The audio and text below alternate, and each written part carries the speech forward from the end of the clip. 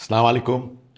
যে কোনো সমাজের কল্যাণের জন্য বা মানুষের কল্যাণের জন্য যদি কাজ করতে হয় এবং তাতে সফলতা আনতে হয়, তাহলে দরকার সহযোগিতা বা পার্টনারশিপ।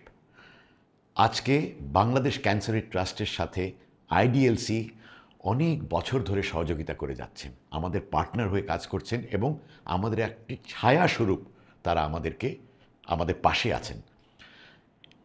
এই ৪০ বছর পূর্তিতে আমি আইডিএলসিকে জানাই সাধুবাদ, শুভেচ্ছা এবং শুভকামনা। তারা যেন এই ধরনের সমাজের কল্যাণের জন্য বা মানুষের কল্যাণের জন্য ভীষণভাবে নিবিড়ভাবে কাজ করে যেতে পারেন।